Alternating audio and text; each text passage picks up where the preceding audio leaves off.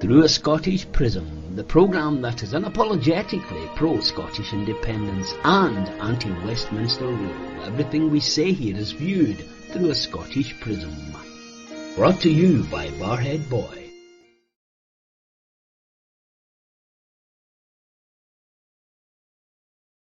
Welcome back to the Through a Scottish Prism midweek show. Great to have you back.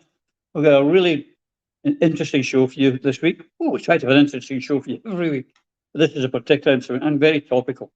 Now, we in Scotland are always bemoaning the fact that we don't have the benefit of our oil and gas, our vast resources, our vast wealth. And it's controlled by another nation and spent on our behalf, sold on our behalf. And we feel as if we're a one-off. But we're not the only country in the world whose natural resources are off limits to them for whatever reason. And tonight we're going to talk about one of them. And to do that, I am joined by Dr. Daud Abdullah, the director of the Middle East Monitor. Good evening, Dr. Daud. Thank you very much for being here this evening. Good evening, Roddy. It's a pleasure to be here. It's all our pleasure. As I was said in my introduction, Dr. Daud, we in Scotland have massive oil and gas reserves which are off limits to us, shall I say. But that is also the case in Palestine, is it not? There's a lot of oil and a lot of gas that the Palestinians are not getting the benefit of. It's very much so. And this story goes back to 1999 when the first discoveries were made in the Mediterranean, just off Gaza's shore. The territorial limit or borders extend for 22 nautical miles, and the oil the gas was discovered within that area.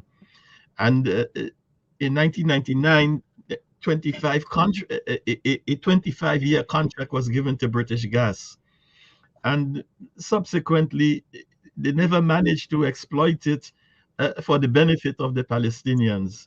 And one of the reasons, that stalled all the negotiations is the fact that the Israelis say, well, to give contracts to foreign bidders, you have to be a state party. And because Palestine is not a state, then they have been disqualified. It's so absurd. But this is really what has happened. But and we come to the present reality, which is just a few days ago, even during the war, they were handing out 6 contracts for exploration in the Mediterranean. It's clear that So who was handing out the contracts? Was it the Palestine Authority or was it the Israeli government? Israelis. The Israelis. Now, the Palestinians, the authority, sought to work through with the help of Egypt to benefit, from the resources. And even the resistance government in Gaza also, conceded and said, well, it is the prerogative of the PA. Let them go ahead and negotiate. But Israel has been stalling on this for the simple reason that they want to, have full benefit of it to the detriment of the Palestinian people. This is classic colonialism at work. Absolutely. So it would be to the benefit of Israel if there was no Palestinians in Gaza and they could settle that area, then the access. And am I right in saying there is something like 120 trillion cubic feet of gas and up to 1,525 billion barrels of oil in those seas? Exactly, yeah. And we're not speaking also of the West Bank. Also, there's an oil well there in an area called Rantis, where there is oil. And of course, the Palestinians the West Bank is almost a lost case now. They've taken it over, annexed most of it, and trying to push the Palestinians into effective cantons. So there's on the horizon, there's nothing on the horizon that suggests that the Palestinians will benefit from their natural resources. It was quite as good. So if the Israelis can push the Palestinians into Jordan and into the Sinai Desert in Egypt, then they are the winners, and suddenly we will see exploration and oil wells and the wealth running. Am I right? You are. Well, they are already benefiting. They have a been exploiting an area called the Leviathan gas field, which is closer to their border, as it were, and they have been exporting it to Europe. And in the context of the present situation in the Ukraine and the embargo against Russia, Israel stands to benefit immensely. And so the Americans are in on the act also. They are Of course. they are supporting the Israelis, investing heavily, you see.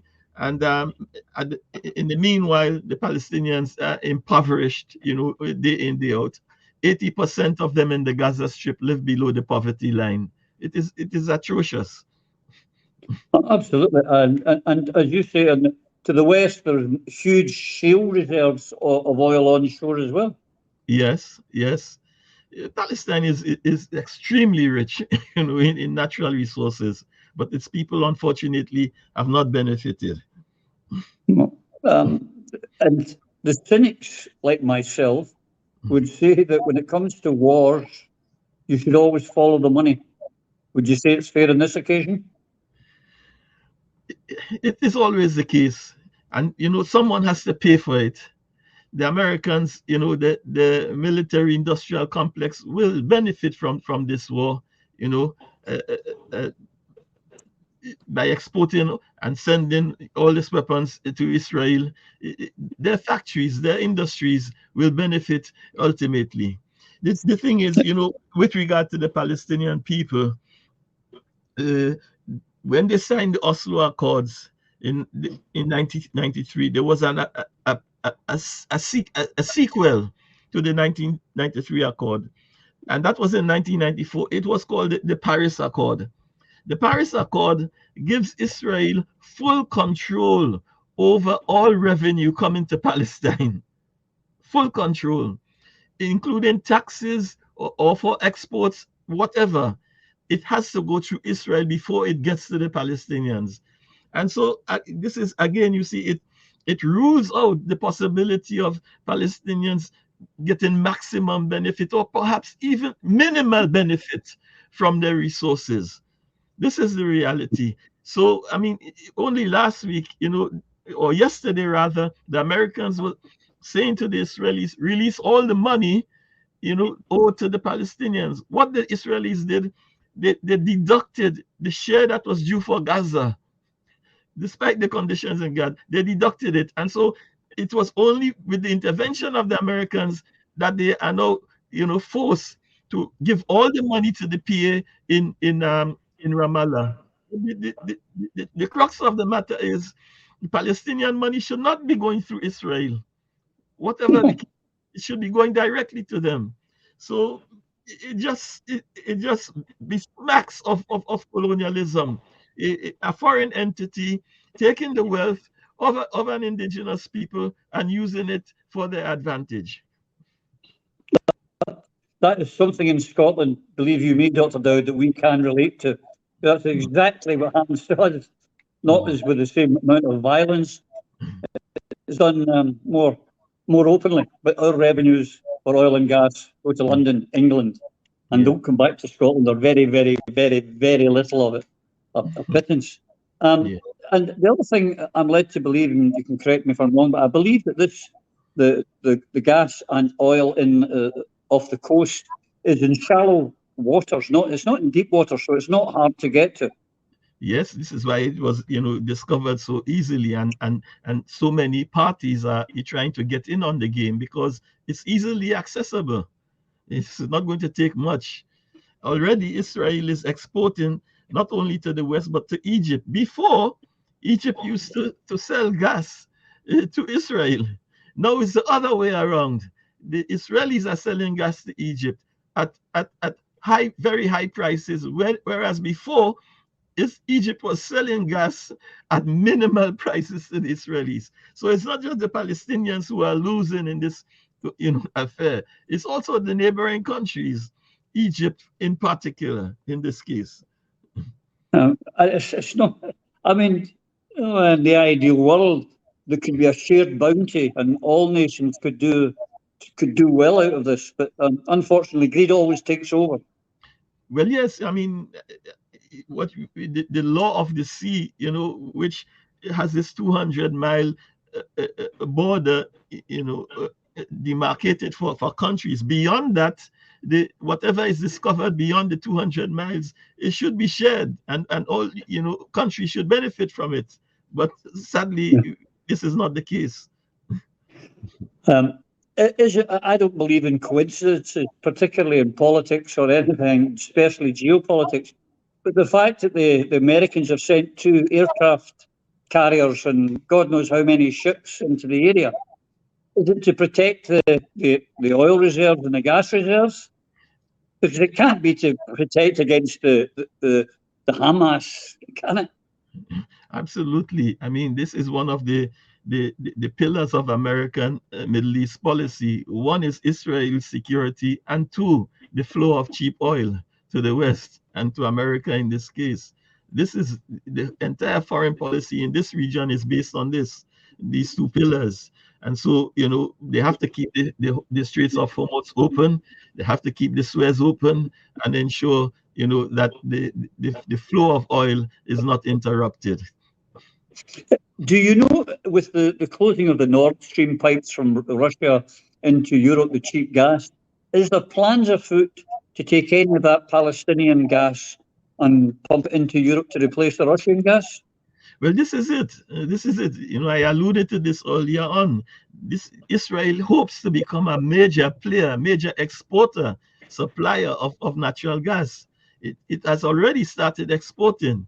But in the light of the standoff with Russia now, it will become an even more important player in the international gas market.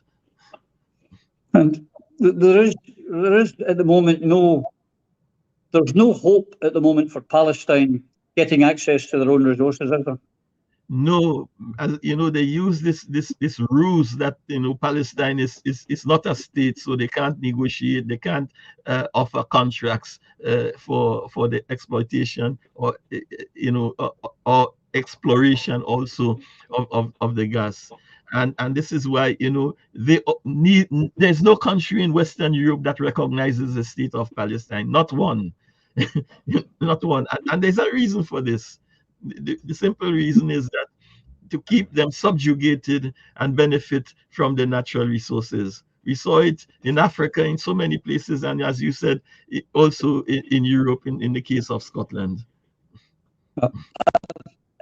Can you see anything at all that can be done? I mean, it's not highlighted to the rest of the world. I mean, not many people know of this bounty that's on offshore of Palestine, do they? The Western media make sure it doesn't go out. I agree with you. It's not something that is spoken about regularly or in any great detail in the media and by politicians. They keep it hushed. And there's the simple reason is that the real owners, the real beneficiaries are denied the right to these resources. This is the reality. It is a shocking, shocking indictment of our world. Dr. Daud, I can't thank you enough for coming and enlightening our viewers in Scotland to this atrocity and this appalling theft of the resources of the Palestinians. And if we didn't already have so many reasons to be supporting the people of Palestine, this is another one. Dr. Daud, thank you very much for your time tonight. Thank you, Roddy. And a huge, huge, huge thanks to Dr. Daud Abdullah there. Interesting stuff. I'm now joined, of course, by Yvonne and Lloyd. We're going to go on. This is a 2-part. We're going to quickly talk about that. But just to recap on that, if I may, and get your comments, Yvonne and Lloyd, and this just sort of encapsulates it. I'm pressing a button here and it's not working. Why is it not working? There we go. No, it's just jumped down. Stay up. Yeah, the gas fields we're talking about there, the Dr. Abdullah was talking about, only 22 kilometres offshore. And when you think the distance there is for the North Sea, where we are, how far off it is, and only a depth of 2,000 feet, so easily recoverable. And the revenues that could pour in for Gaza, it's actually a crying shame, Yvonne, this theft that's going on of the Palestinian resources. It's incredible when you think that this is on the rim of the Eastern Mediterranean. You know, this is, people keep talking about the Middle East, but I would say that Gaza is a European issue. You know, this is right on the Eastern Mediterranean, just down the road from Greece and Turkey. And in fact, you know, a lot of wealth in the sea is collected by the fishermen, except the Palestinian fishermen can't go out in their boats the way the Greeks can, the Spanish, the French. Everybody around the Mediterranean can fish to the heart's content. As soon as the Palestinian fishermen leave their harbour, and there's a harbour built, as soon as they leave that harbour, the Israeli gunboats come in and shoot them out of the water. So, and I think a lot of that has to do, again, with the natural resources under the sea, the gas. I think it's Israel saying, this water is our water.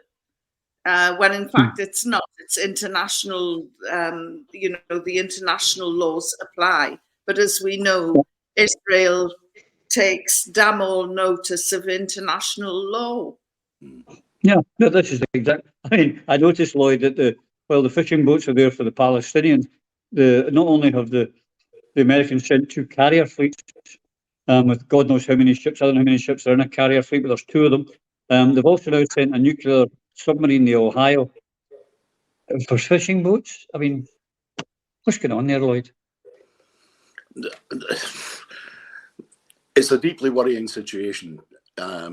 America throwing its muscle around by delivering 2 carrier task groups to the Western or the Eastern Mediterranean clearly gives the impression that they believe that the Israeli actions are going to result in a broadening and a widening of the war, and that's deeply, deeply worrying.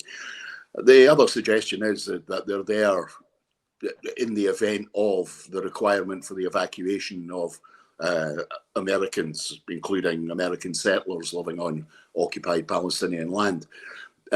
My greatest fear is that there will be attacks on the American fleet by unnamed bad actors, and then that allows greater action to be taken by the Americans. But overall, this whole situation is, as Dr. Daud said, this whole situation is centred very specifically on the fact that because Palestine is not recognised as a state, though it has observer status at the United Nations, it can't. It's unable to give licenses to exploit the oil and the gas and the other natural minerals, are prevented from doing that by the Israelis, while at the same time the Israelis are handing out licenses to exploit the gas and oil left, right and centre. And the most worrying thing, to my mind, is there are 2 things going on. You deprive the Palestinians of finance which would allow them to rebuild, that would allow them to have a true life for their people. And secondly, Israel knows that at some point in the future, America may turn off the money. So it needs a major revenue stream. And the clear revenue stream would come from the exploitation of the gas and oil. The question at the moment is, how much lateral drilling is going on from Israeli waters into what would be, if it were a state, Palestinian waters, and how much gas extraction is currently going on, which is actual fact the gas that belongs to the Palestinians. This is a worrying turn, So, talking of revenue streams, that brings me on nicely. You threw me a nice ball there to hit it into the stands, Lloyd. Thank you. Of another income stream. Now, I think everyone that's watching this programme is aware of the Suez Canal. It was built in the late 1800s. It was by the French, who owned 51% of the shares, and the other 49 went to into the Middle East. And that changed, and they sold to the British and the Israelis government. And we know that 12% of all the world's trade goes through the Suez Canal, which up until this year was a one-way street, really. You could only go the one way. It generated last year for the Egyptians $9.3 billion, because it's expensive, folks. It's not like going up the Caledonian Canal. It's a very expensive journey for boats to do that. And so they make an awful lot of money. Now, back in the 1920s, but really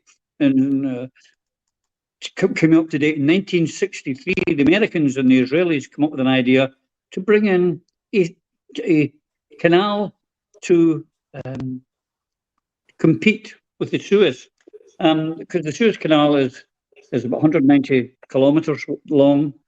It's got a depth of about 399 feet, but it is a great income stream for Egypt. Now, our Yvonne Ridley here has written a fabulous article this week, and it's talking about this new plan, which is at advanced stages again by Israel to steal a march from everyone else. And what we have is this named already. They've actually named it, and it's to give a quicker route into the Mediterranean Sea. And instead of going through the Suez Canal, they can then go through what they will call the Ben Gurion, and it will be a two-lane both ways. It will be quicker. It's on down to 100 kilometres or 100 miles. And it will go from the Gulf of Aqaba to the Mediterranean. Now, they intend to build villages, towns, hotels, resorts, the whole way along the length and breadth of this proposed canal. Have I got it right so far, Yvonne? Yeah, you've spot on. Yeah, but the only problem is it goes through a place called Gaza. And so therefore, if it goes through Gaza, Yvonne, as you put in your article, which, ladies and gentlemen, after this show goes out, it will be in my blog site, Yvonne's article on this. It would be better, because if the people stay in Gaza, then the Israelis can't get the money out of it, can they? Well, that's exactly right. And of course, the resistance known as Hamas and the Hamas government will do everything in its power to stop Israel exploiting the land in Gaza. So you can imagine the problems that there would be having a huge commercial venture which would rival the China Beltway Road project as well. This is, you said it's new. It's actually been around since the 1960s. And anybody who thinks I'm a barking mad conspiracy theorist, all the paperwork, all the documents are there in queue in the National Archives, and anybody can go and see exactly what Israel is up to. The only way that Israel could push this plan through at the moment is by having every single person cleared out of Gaza. Now that sounds incredible. You know, how on earth can you make 2.2 million people vanish? Well, we're seeing it at the moment with this genocidal state. And of course, Lloyd's right. The Americans, you know, they've got two huge armadas in the Eastern Mediterranean. They're going nowhere fast. And as everybody says, follow the money. And this project without the presence of Hamas and without the presence of the Palestinians, will be worth billions upon billions to Israel, which, as I keep reminding people, is no bigger than the size of an African game park. You know, this is huge, mega bucks. And maybe this is what it is driving Netanyahu to genocidally clear Gaza. Yeah, we've said already when I talked to Dr. Daud, Lloyd, if the Palestinians weren't there, the oil and the gas legally becomes Israel's when they grab that land and put their flag on there. But here's, people think that we're talking about this and the oil that we're kidding on. Here's Netanyahu.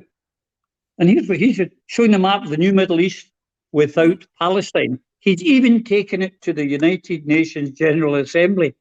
No Palestine, you'll see, folks. He's not hiding it. And that's what they want to do so that they can steal the oil, the gas, build this, make lots of money, and collateral damage are the Palestinians. Or am I being too cynical, Lloyd? No, it's obvious. It's very, very obvious from years and years of the history of Israel. Its whole raison d'etre is to gain control of what they term their historic homeland. And if there are people there who don't believe it's their historic homeland, then they have to be removed. And that's been happening since 1948. You know, let's not kid ourselves here. The people who are in Gaza, the vast majority of them, are refugees from either the West Bank or from northern, what is now northern Israel. I call it the northern occupied territories. The whole concept that the world can stand by and watch an ethnic cleansing of this level. Now, we have to accept that, yes, our political masters have turned a blind eye to this for a very long time. But now, surely the world's going to wake up. Surely the world is going to wake up and understand that this is a genocidal, as Yvonne said, a genocidal government that Israel has. Now, that's not to paint every Israeli. Not every Israeli is Netanyahu or Gavir or these mad people. But the frightening thing at this very moment is it appears that Netanyahu has put his foot to the accelerator and is driving as hard as he possibly can to achieve the maximum damage to the Palestinian people, the Palestinian Authority, and to the elected government, the Hamas elected government in Gaza. Now, call me cynical if you want, but it's interesting that there appears to be less concern amongst the Israelis for dead Palestinian children. And there are some things I have seen on social media where Israeli military officers are making the suggestion that if the maximum number of children are killed at this particular point, then there will not be a next generation of resistance in Gaza. And unfortunately, with the statements that have been made by particularly Benjamin Netanyahu and those close to him, it's not really cynical to believe that that might be what they're up to, particularly with a massive increase over the past few days. Yeah, just on that, I read another about the longest standing Christians in the world live in Gaza, and they figure that they could be wiped out. The people who could get the direct line back to Jesus Christ could be wiped out. That's how bad it's got. But Yvonne, you're talking about, it's the size of a game park, Israel, etc., a big game park. But someone put it to me today and saw it, that the space that the Palestinians have been squeezed into is the size of Arran, with 2 million people on Arran. And since this conflict began, the Americans, not fraudulent slip there, have dropped 25,000 tons of bombs. Let me repeat that, 25,000 tons. That's more than the Americans dropped and the British dropped in 20 years in Afghanistan. They've dropped in a few weeks, 25,000 tons, with over, the last count today, not big enough, and I looked this morning before we recorded this show, 4,112 children are included in the dead. It's a hell of a price to pay, Yvonne, for a bloody canal and oil and gas. Life is cheap to these spivs.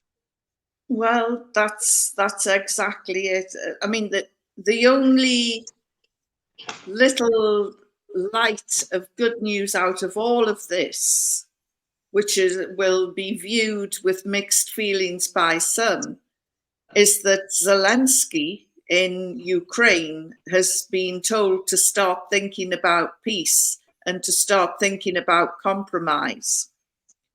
So I would imagine that the Ukrainian military have been looking at all of this military hardware that has been dropping on their comrades in, well, they view the Israeli military as their comrades, that they will have looked upon this with envious eyes, thinking if only we could get that military hardware, when in fact they've been fighting the Russians with cast-offs and seconds from the US military and other military in Europe. And now they're being more or less told that the military arsenal is drying up in Ukraine, but no such warnings to Israel to rein it in or to pull back. In fact, the Congress in Washington just voted in another shed load of money to be sent to Israel for its military use, which of course we know is some of the most evil weapons of mass destruction, which are currently being used on women and children in Gaza. It really is an obscenity, and we in the West are very much part of this horrible, horrible project, which will eventually end up with, oh my goodness, there's all of this gas and oil, which we would be crazy to ignore, and let's go in for that. And oh, while we're on with it, how are we going to transport this oil? Oh, let's build a rival to the Suez Canal. Oh, and here we have the plans that were drawn up in 1963. Well, we may as well use these as well. Yeah. It's awful. It really is awful that the whole world is being conned, and the World Health Organization has finally, after 30 days of bombing and blitzing, said that Israel is committing war crimes and has targeted no less than 100 hospitals and health facilities in Gaza. Yeah. It's an obscenity. Yeah. Unfortunately, as we know, the Americans will not allow that to go any further. They just won't let it happen. But on the Ukraine, before I go on to Lloyd, I mean, the fact is that the Russians, Ukraine might now want peace. Maybe the Russians don't. Maybe the Russians will keep going. Odessa, if they go as far as Odessa, they then make Ukraine a landlocked country. And the Russians view, Odessa was, of course, founded by Catherine the Great. And the Russians view that as a Russian city. So the Americans might now want peace, and they're about to dump, as they've done in Afghanistan, as they did in Vietnam, as they did in Cambodia. When they finish, well, get on with it, and they abandoned. But Lloyd, I'm hearing today that there's unrest now coming in the State Department in the US, where a lot of the middle management, if you like, and up and above are saying, this policy is not helping us. We've got big trouble. We really need to start talking about ceasefire. People in the world are not accepting the narrative that these people have been slaughtered. But will the Biden administration even listen? I don't think so, Roddy. And this is, it highlights again we hear about American politics all the time. It's never off the BBC. It's never off Channel 4 News. It's never off ITV News. But in reality, we don't really understand the American political system. These middle managers and junior specialists are the ones who will be the State Department heads in 5, 10 years. These people are thinking ahead. But as always in American politics, you're cobbled entirely by the president that you've got. And clearly Joe Biden, you know, the Israelis must have a pretty good black book on Joe Biden, considering the behavior of him over the past few months. But there's something I would like to say about the Ukraine thing. You know, a year ago, Ukraine was a red line. Under no circumstances would Ukraine be forced to give up any territory. Now, the only structure, be it political, military, or resistance, that I know of in the 20th and 21st century that takes a maximalist position, never has to compromise, and is never made to compromise, is Zionist Israel. Zelensky is now being told, compromise. The Taliban were told, compromise. Everybody's being told to compromise. But since 1948, the one country on the planet that never has to compromise, but merely continues its expansion, is Zionist Israel. This has to stop. And I think the indication from these State Department operatives you spoke of, Roddy, is that they know this is not sustainable. If the Ben Gurion Canal goes ahead, that will be in direct competition with Egypt, thereby, for those of us that have been around for a wee while, creating even greater friction with the Arab countries. Now, no one in their right mind would suggest that we want another 70, another 100 years of this conflict. But currently, Biden's administration is taking us down that route. Yeah. Yvonne, one of the things they've said, the nonsense about, well, Putin just got up one morning and decided to move into the Ukraine because he wants to rebirth the old Soviet Union, Warsaw Pact, and he wants to go, you know, that nonsense. They never say anything like that about Israel. But if Palestine is allowed to fall, and if they do drive the people into Jordan and to the Sinai Desert, why wouldn't Syria be next? Why wouldn't Jordan be next? Why wouldn't Egypt or part of Egypt be next? That would be more likely of the expansion, because I go back to this map that the man showed at the, if you look at the size of Israel in comparison to what it is, we should be more worried about their expansionism, shouldn't we? Well, when I see the map that Netanyahu is holding up, it plainly shows from the river to the sea. Yeah, no Palestine. As we all know, is supposed to be forbidden. You know, everyone is forbidden from talking about that, from the river to the sea. But this is everything that Israel projects onto the Palestinian people. It's doing itself. It's wiping the Palestinian people off the face of the map. It's redrawing the map. In fact, I don't think there's a cartographer in the world today who can actually draw an accurate map of Israel, because it is expanding all the time from the river to the sea. And that is something that, sorry about this. That's something that is I've lost my train of thought now, because from the river to the sea. From the river to the sea. Oh yeah. Well, that's something that ministers in Netanyahu's government are openly talking about, and so all of this false outrage and perceived hurt about Palestinian demonstrations. Millions of people chanting from the river to the sea.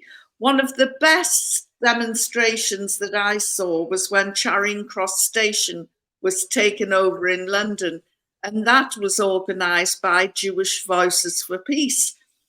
It's not Jewish people who are at the centre of this storm, it's Zionists. And of course, not all Zionists are Jews, and not all Jews are Zionists. In fact, there's 5 million barking mad Zionists ready to vote Donald Trump in, who, being an astute businessman, will look at this plan and fully support it. Yeah.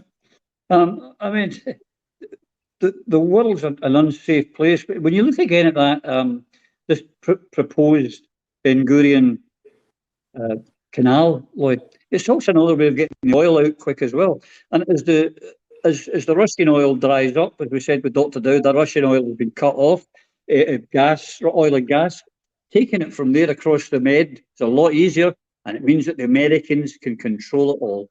And that's what this is about, is it not? No, I don't think there's any question about that. You know, why is it that you know the fuel, gas and oil are traded in dollars, apart from in the BRICS countries? You know, this is interesting for us here. Our politicians are saying, let's not exploit the oil. Let's, you know, screaming and shouting about new licenses being granted. Now, to some degree, I sympathise with that, but what I don't sympathise with is if we're going to shut our oil fields down and we still have 1 in 4 people living in poverty in our country, then why aren't these very same people screaming that Israel is exploiting oil and gas in the Mediterranean, where the environmental potential for disaster is far, far greater than it is in the North Sea, because the Mediterranean effectively is a lake, you know?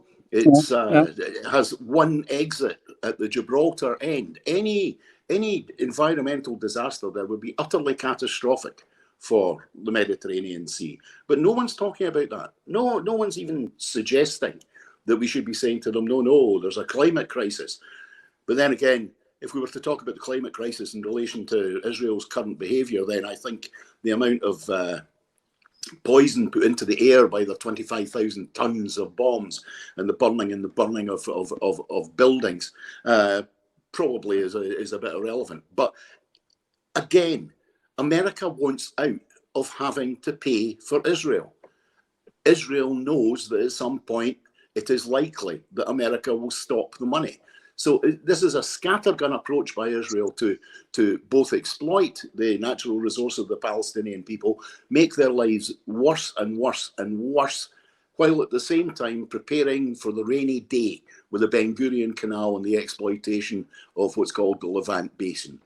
It's a horrific situation, and it's a situation where I begin to think, we've seen clearly right across the world that our politicians, the politicians across the world, are not in harmony with the majority of their voters. The vast majority of people want an end to this. Even people who are not, you know, politically motivated, they see the carnage and they want it stopped. What's shocking is you have every leading European country, along with Britain and the United States, flying directly in the face of what their population are telling them. Would this possibly be the tipping point? But then again, I've been talking about this since I was 16 years old, and there've been many points where we thought we were at the tipping point with Oslo, the first and second Intifada. You can but hope, Roddy, hope. You can. The other thing, Yvonne, is even though they're slaughtering these people and dropping bombs, they're now talking about 2 things. They're talking about dropping what they call earthquake bombs in Gaza. Again, you just think, well, why would you do that? Already got, I mean, conventional ones will do it. Because I tell you what, it saves you digging a canal if you've blown the bloody place to smithereens. Well, I'm not wrong, am I? According to the archives, the Americans were working on ways of how to open up the Ben Gurion Canal, and they were looking at nuclear bombs to blow up and create a canal. And you just think, my goodness, you know, what are they going to come up with next? But also, Israel's biggest export is arms, is weapons. And what they're doing in Gaza as well is showcasing their weapons. This is, it's like a giant laboratory where they can tell all the tyrants and people, warmongers in the world, look at this bomb, look what it does. See how it explodes 6 feet off the ground and sends out razor-sharp nuts and bolts which decapitate children and grown-ups, and they're using Gaza to advertise their weapons. And just to bring it even closer to home, last weekend I was in Glasgow outside a weapons factory, and this factory on in Girvan makes the parts that go into these weapons that the Israelis are using. Now, this is something that Scotland and the unions need to look at closely, and revive the memory of No Passaran, when the shipyard workers came together and refused to let weapons or parts of weapons made in Glasgow go out to the wider world. And I think that we really, as Scots, we've got to look ethically at this and see what we can do to stop feeding the Zionist war machine. It is incredible, the things that are happening, Lloyd. And each day I keep expecting and hoping that our leaders are going to say enough is enough. But how many people have to die before they will say enough is enough? Or is oil so important to them? Is the wealth so important to them that they will just let literally millions of men, women and children who have never had a gun in their hand die? It's Ronnie, the circumstances that there is the British government, there is the Scottish government. It's now time for the Scottish government to stand up on behalf of the majority of the people of this country and state very clearly. I know it must be very difficult because of the personal involvement that the current First Minister has, but one of the things I would seriously question, and it's interesting what Yvonne said about Girvan. Now, we know that the vast majority of traffic, that's aircraft traffic, from Prestwick Airport is actually US military traffic. My concern is that that military traffic is supporting the Israeli war machine. And I think, given that Prestwick Airport is owned on our behalf by the Scottish government, I would expect a statement from the Transport Minister at least, if not the First Minister, to give assurance to the people who are deeply worried about what's happening in Israel, that we are not complicit by allowing arms, support materials to enter or to leave our country on its way to cause the destruction of innocent lives.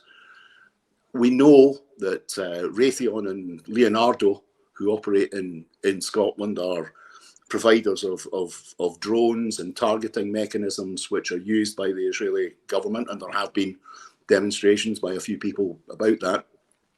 But I would like our government to tell us that we are not complicit, that we are definitely not complicit in this. And the only way to do that is by giving us a statement. It's easy to find out how many aircraft move backwards and forwards from Prestwick. It's slightly more difficult to find out exactly where they are going. Now, if we are part of effectively the war machine of the occupying forces, then it's time for our government to put a halt to it. Absolutely, 100%. On that also, Yvonne, Hamas is not a huge army. However, I think you said it was 23 hospitals have been bombed. And we've been told that there's 23 command posts underneath these hospitals. Now, I'm not a military man, but in a place the size of Ireland, why would you need 23 HQ and command posts underground, under hospitals? It's just a lie. The military wing of Hamas is small. but 85% of its soldiers are orphans from previous wars. They are probably the most highly motivated soldiers in the world today. And they will fight until every last man is gone. But yes, Israel sees Hamas everywhere. Just a couple of days ago, a grandmother and her 3 grandchildren, aged from 8 to 14, were blown up in a car in southern Lebanon by an Israeli fighter jet. And they said, well, we had intelligence that there were terrorists in the car. And I just thought, you know, and where was Hamas? Were they hiding in the boot of that car? Because the only people that were killed were 3 children, their grandmother, and their mother was seriously injured. Israel they have elite units that are supposedly very good at what they do. But generally, the army is SH-1T. These are soldiers that sign up to rip the hijabs off Palestinian grandmothers, to use children, Palestinian children, as human shields, who spend their days in checkpoints making life as miserable as they can as an occupying force for the Palestinians. That isn't a highly motivated army. In fact, Hamas invaded Israel on October the 7th, and it took 7 hours before the military got its act together. And in that time, Hamas took over 200 hostages, most of which will be dead by now, to be brutally frank, because of the bombing that has been going on in Gaza. And this is something that really shows that not only does Netanyahu not give a damn about the Palestinians, but he also couldn't give a damn about his own people. And you know, this isn't a brave military. It's not a great military. It's a military that flies at 30,000 feet and drops bombs on babies. That isn't brave. And whoever these pilots are, they are war criminals. And I have written to John Lamont asking him if Police Scotland will be stopping these people when they come back from their service in Israel, with the reservists who were called up.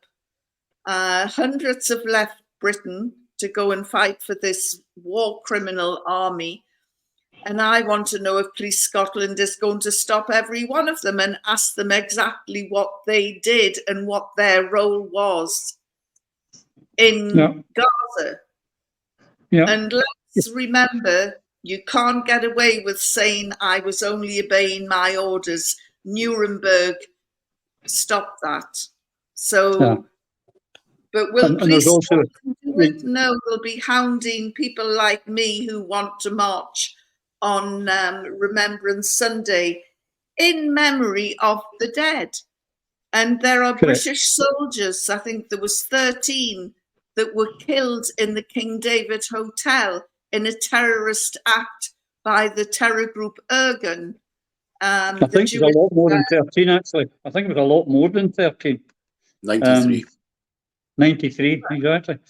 But the other thing, 2 things on that. If you remember the wee girl, the wee 15-year-old girl from England, what was her name? Sharmina Begwin or something, who went to... Shamima Begum.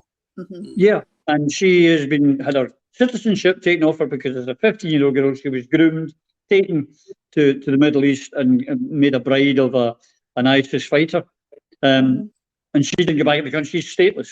And yet these people have come in, and I tell you now, Yvonne, you know, and I know, you know, I mean, you're being rhetorical, I think, I assume.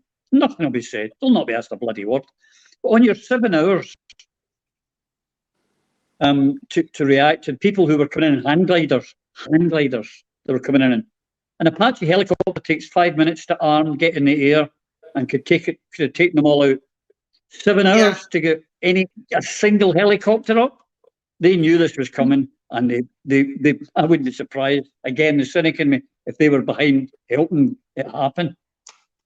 And by the way, hang gliders have been used before by Palestinian fighters. I think the PLFP group used to use hang gliders to attack Israel. So this isn't a new innovation. You know, this is... the point I'm trying to make, though, is, Yvonne, that you've got Apache helicopters, they've got every gun, rocket, everything in the world. They could take out these guys on hang gliders in minutes, seconds, but they didn't. It took them 7 hours to get something that takes 5 minutes to get in the air. Again, make up your own mind, folks. I'm just know what mine is. But on this, we're getting towards the end, Lloyd. But here's the other thing: there's an awful lot of orphans now, and at the end of this, there's going to be an awful lot of orphans. Now, I know what I think those orphans are going to do. Now, I don't know if these orphans, and you think their whole family's been wiped out, their brother, their sister, their mother, their father, their auntie, their granny, and Hamas come along and say, would you like to get back at the people that did it to you? This is just creating more recruits, is it not? There will be no requirement whatsoever for anybody to come and ask them. That's the point Yvonne made about, you know, the Qassam Brigade is primarily made up of the orphans of the previous conflicts. Nobody had to recruit them. Nobody had to go knock on their door and say, come and join us. And let's be careful that we don't go down this route of, as was said about certain organisations within the United Kingdom during the 70s, the 80s and the 90s. This is not a mafia. Hamas is not a mafia. It's not a gangster organisation. In 2006, it won outright the election in both the West Bank and in Gaza, and then Palestinian Authority betrayed them, but that's a separate issue. There is no question. It happens everywhere. It's the story of history that if you crush people, they will respond, and they will respond. If you use violence, they will use violence against you. The horrible, horrible thing about this is Israel knows this. Israel knows that this is what is going to happen. It's repeat time. You know, it's like a Groundhog Day. In fact, that's how I feel is, you know, this is Groundhog Day. But an interesting thing was said today, or a couple of days ago, by someone who it was leaked by the Israeli Information Ministry to one of the particularly right-wing parties that is wavering in its support for Netanyahu. And what it referred to was this. Netanyahu was told by Blinken, you're not telling us the truth.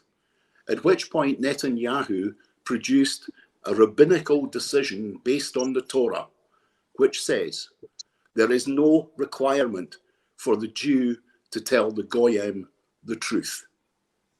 That is what the Prime Minister of Israel said to the Secretary of State of the United States.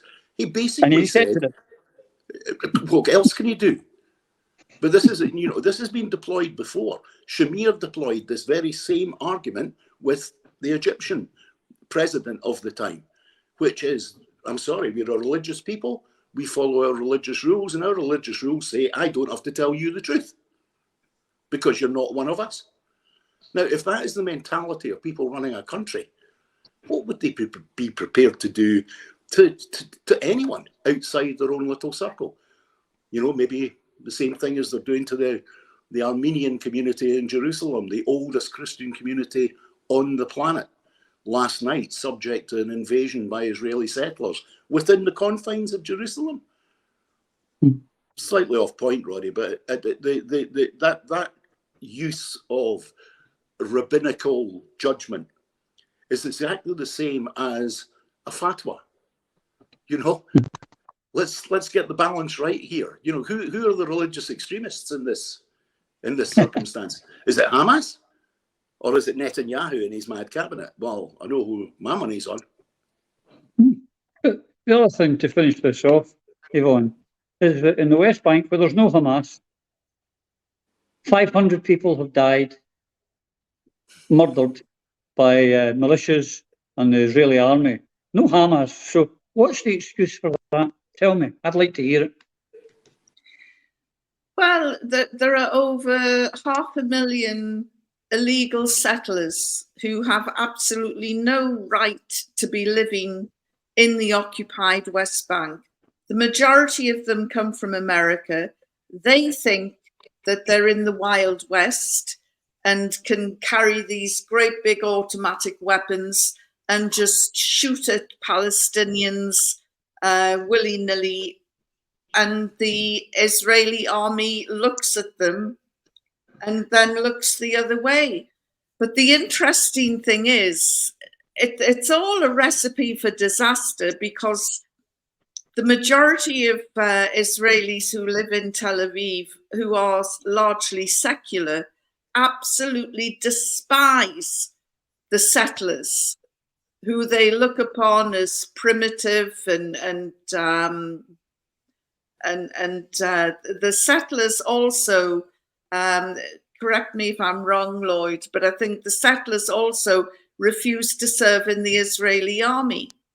No, and they have some sort of religious get out that they don't have to serve in the Israeli army. So some of them, that's certainly true of some, Yvonne, but they tend to be from the particularly Torah-based sects that have come, and they've been a limited number of the immigrants to Israel in the past 10, 15 years, because they give Israel too much trouble. They won't serve in the army. They don't recognize on a Torah basis, they won't recognize the concept of the state of Israel. They just want to live there. The majority of the settlers, and certainly when I was there in 2001 and witnessed the actions of a settler unit in Jenin, and that settler unit were Ukrainians, most of whom everybody knew, including Israeli border guards, that they weren't actually Jewish. What had happened was that for $50 in the Ukraine of 1998, 99, 2000, you could have your religious designation changed on your passport, and then you could turn up at Ben Gurion Airport, and immediately, if you agreed to do 2 years military service, then you were guaranteed a house, a job, and that was it. The graffiti on the inside of the primary school in Jenin, which was used as the headquarters by this Ukrainian unit of the IDF, was all in Cyrillic. This is how I found out this story. I'm looking at Cyrillic graffiti on the walls, and a guy from Médecins Sans Frontières said to me, I can translate it for you. It's Ukrainian Cyrillic, and it says, "Don't F with the IDF, next time we kill you all." And I didn't believe that in 2023, I would be seeing exactly the same thing as I saw in 2001, but magnified by 1,000 times. It's horrific, Roddy. It is horrific. The orphans from Jenin, from back then, Lloyd, have risen up, and it's, you know, they see it as payback. And but you and I were in the region at the same time, and I remember going to an Israeli checkpoint because they had stopped an ambulance and had ordered it onto the side of the road, and there was a woman inside screaming, and I went to find out what was going on, and she was in labor and she was having a difficult birth. And I went to the Israeli soldier and said, for the love of God, let this ambulance through. And he wouldn't. And I said, where are you from? And he said, Argentina. And I said, what the hell are you doing here? And he said, this is my country. And there he was from Argentina, this young pup, and he refused to let this ambulance, it had blue lights flashing. It was incredible. And I'll be haunted by that forever. And this is why so many Palestinian babies are born at checkpoints, because horrible soldiers like that are refusing to let vehicles on an urgent errand through a checkpoint. That is, they control everything. Well, folks, we've run out of time. So now you've heard it here. The oil, the gas, the Ben Gurion Canal, the slaughter, the earthquake bombs. Even we had a threat this week for one of the cabinet member of the Israeli government talking about nuking the Palestinians. Now imagine it was Putin or the Palestinians saying they were going to nuke Israel. It'd be a different story. This will be followed by my dear friend Yvonne's article about the Ben Gurion Canal. Read it, digest it. What we said today, we've just given you our opinion. It's up to you to make up yours. Unlike the BBC or the media, we're not telling you what you should think. We're just laying the facts in front of you, the alternative facts that you're not hearing elsewhere. So we see you all again. Please, take care. Through a Scottish Prism, the programme that is unapologetically pro-Scottish independence and anti-Westminster rule. Everything we say here is viewed through a Scottish prism. Brought to you by Barhead Boy.